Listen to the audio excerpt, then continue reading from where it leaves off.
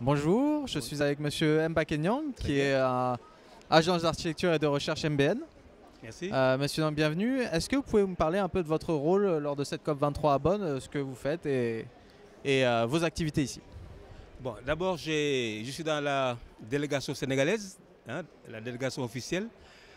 C'est vrai que je ne participe pas aux négociations, mais comme secteur privé, je suis bien engagé dans les activités de l'Alliance globale mondiale pour le bâtiment et la construction, où du 9 au 13, je participe, disons, aux activités. Bon, l'élément important de ces sessions, c'est comment intégrer l'efficacité énergétique dans les contributions déterminées nationales. Et c'était ça qui était donc le cœur de nos débats et qui sont sur trois volets. Le premier, c'est sur, j'allais dire, la réglementation, les politiques dans ce domaine-là. Deuxièmement, comment transformer le marché pour que les secteurs privés investissent dans ce domaine-là. Troisièmement, quel mode de financement adapté par rapport à cette nouvelle dynamique. Et enfin, avoir une base de données crédible. Parce qu'il faut toujours une bonne situation de référence pour pouvoir montrer qu'on évolue et on va vers ces MRV dont on parle. Et donc voilà vraiment les quatre axes qui permettent, si on donne les réponses, on peut intégrer dans nos différents CPDN par rapport à l'efficacité énergétique dans le bâtiment. D'accord, oui, donc du coup on parlait souvent du bâtiment, hein. On sait que vous êtes très impliqué au niveau africain sur le bâtiment, avec des formations notamment à l'école africaine des métiers de l'architecture et de l'urbanisme à Lomé et dans d'autres activités. Comment vous voyez les choses évoluer dans le domaine spécifique du bâtiment et particulièrement en Afrique? On sait qu'il y a des pressions fortes qui vont arriver. Quels sont les besoins? Comment vous voyez évoluer ça? Et quel est le rôle de ces négociations climat par rapport justement au bâtiment africain? Très bien. Moi, je considère que ces enjeux du changement climatique est une opportunité pour un nouveau départ pour le bâtiment, en général à travers le monde et en particulier dans nos pays. C'est vrai que nos pays, le secteur informel avance très vite et la demande, elle est là, elle n'attend pas. Et si on ne planifie pas, mais elle se planifie elle-même et justement nous amène dans des difficultés irréversibles, comme les inondations, comme tout ceci, et ça, c'est la population qui en pâtisse. Bon, la formation qu'on a lancée avec l'IFDD, dont notre Énergie 2050 fait partie avec Stéphane, qu'on a lancé depuis 2012, qui a donc connu donc, 5 éditions, semble avoir non pas atteint ses objectifs, mais amorcé une dynamique vraiment de la formation de la transition énergétique dans les écoles d'architecture, particulièrement à Lomé.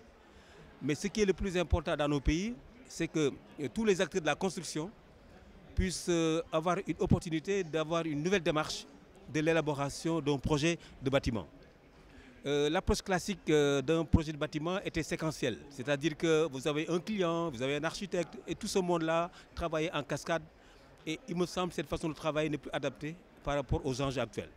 Il me semble que tous les acteurs aujourd'hui doivent être sur la même ligne de départ et sur la même ligne d'arrivée, en utilisant tous les outils informatiques pour pouvoir dialoguer constamment, échanger de données, pour arriver à concevoir un projet qu'on peut, j'allais dire, avec des feedbacks, ajuster, évaluer, et que dans la réalisation, que tout le monde soit au même niveau. Et ça appelle aussi ce que j'appelle des innovations, une nouvelle créativité autour du bâtiment, de l'urbanisme et de la construction. Je crois que c'est un nouveau départ avec des opportunités qu'il faut saisir pour arriver à trouver des projets innovants et utiles pour nos populations. Alors peut-être, dernière question, on insiste beaucoup justement sur la coordination des acteurs. On sait que le bâtiment c'est un secteur qui est très fragmenté. Mais on peut aussi parler des questions de financement. On sait que le bâtiment, c'est à la fois un enjeu d'adaptation, de développement, avec évidemment l'éco-bénéfice pour l'atténuation sur le continent africain. Quel type d'activité, quel type de support serait nécessaire justement pour justement cette coordination des acteurs et pour monter des projets qui, de façon ultime, pourraient avoir accès à la finance climat via des méthodologies qui répondent aux objectifs du MRV. Est-ce qu'il y a déjà du travail qui est entamé sur ce sujet-là, et notamment par vous au niveau sénégalais, au niveau aussi de l'Afrique de l'Ouest, parce que vous êtes très impliqué? Bon, alors, au Sénégal particulièrement, on a une opportunité d'une nouvelle ville qui est en cours de construction, hein, ce qu'on appelle le pôle urbain de Diamniadio et du Lac Rose. J'allais dire, ce n'est pas à rater. Et donc, encore une fois, le secteur privé doit être assez dynamique et qu'avoir un gouvernement assez réceptif pour que ces problématiques-là soient prises en compte. Et donc, ça, c'est un enjeu. Si cet enjeu est compris par les pouvoirs publics, le secteur privé et les populations, je pense qu'on a les opportunités d'avoir des financements qui nous permettra de faire de bonnes réalisations. Mais si ce dialogue-là n'est pas bien structuré, je ne suis pas sûr qu'on risque d'avoir des résultats.